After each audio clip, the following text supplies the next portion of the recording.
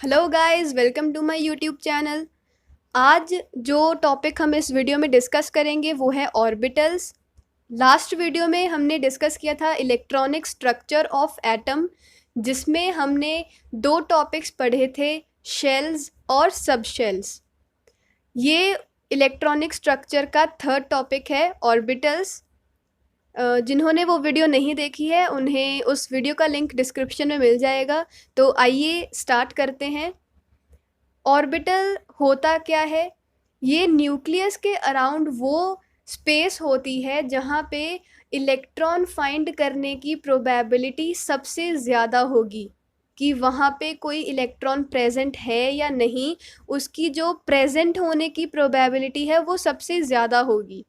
तो अगर हम इसे डिफाइन करें तो ये है कि it is the region in the space around the nucleus in which the probability of finding the electron is maximum। हमने लास्ट वीडियो में इसका थोड़ा सा डिस्क्रिप्शन दिया था कि ऑर्बिटल्स जो हैं वो s ऑर्बिटल होते हैं, p orbital, d orbital and f orbital.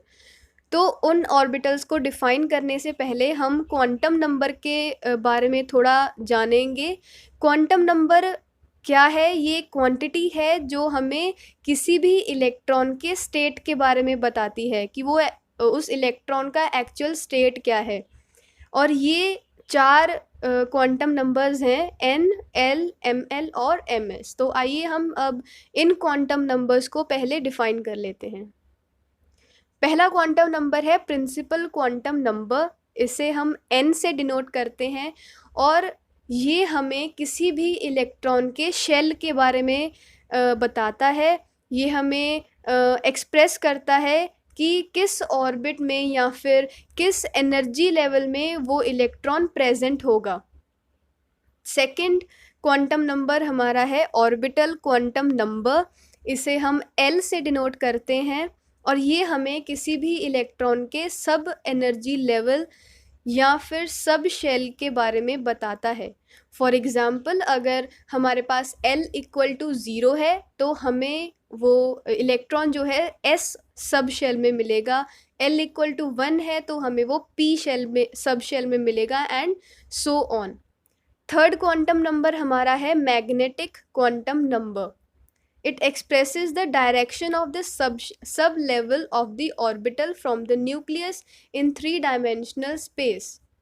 ये जो मैग्नेटिक क्वांटम नंबर है ये हमें किसी भी ऑर्बिटल का जो सब लेवल होगा उसका डायरेक्शन बताएगा, उसकी ओरिएंटेशन बताएगा कि वो ऑर्बिटल जो है वो किस डायरेक्शन में ओरिएंटेड है।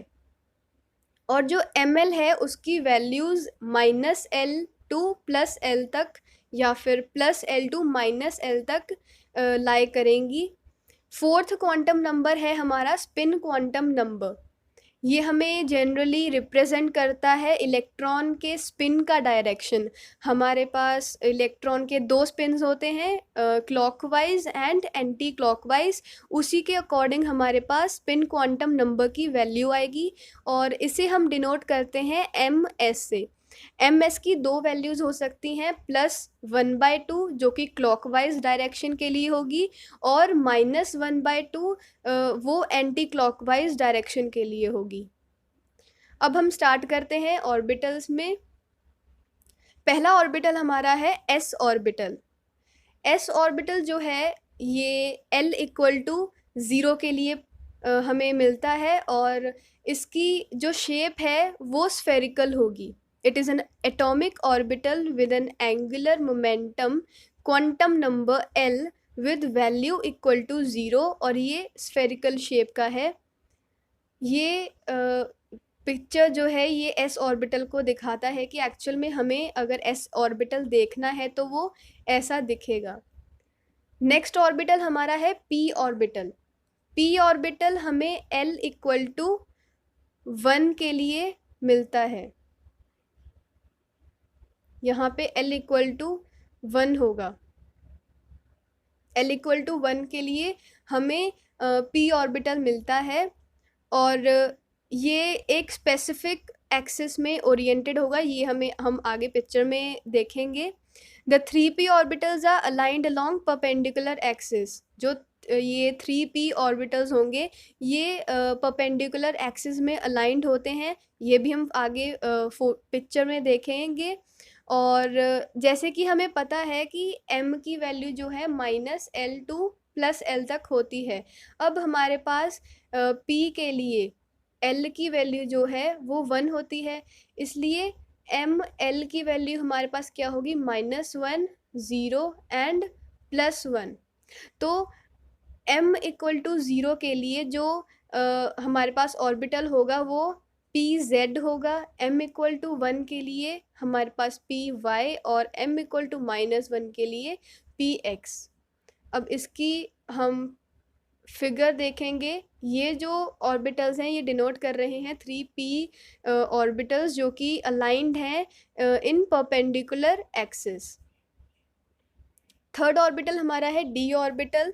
इसमें l की वैल्यू जो है वो इक्वल टू 2 होती है और l की वैल्यू इसी अकॉर्डिंग हमारे पास -2 टू 2 तक होगी, +2 तक, मतलब जो भी इनके बीच में वैल्यूज़ होंगी वो हमारी l की वैल्यूज़ होंगी। और इसी के ऊपर डिपेंड करते हुए हमारे पास l की 5 वैल्यूज़ हैं, -2, -1, 0, +1 एंड +2। और इनके कॉरेस्पॉन्डिंग हमारे पास 5 ऑर्बिटल्स होंगे d के। ये जो ऑर्बिटल्स हैं ये d के ऑर्बिटल्स हमें मिले according to the values of l। Next orbital हमारा है f ऑर्बिटल। इसमें l की वैल्यू हमारी इक्वल टू 3 होगी और उसी के कॉरेस्पॉन्डिंग हमारी ml की वैल्यू -3, -2, -1, 0, 1, 2, 3 होगी। और इन ml की वैल्यूज़ के अकॉर्डिंग हमारे पास 7 f ऑर्बिटल्स प्रेजेंट होंगे। अब f ऑर्बिटल्स हमें इस प्रकार के मिलते हैं। और यहीं पे हमारी वीडियो समाप्त होगी। अगर वीडियो अच्छी लगी लाइक कर देना, चैनल को सब्सक्राइब कर देना और शेयर कर देना। Thank you.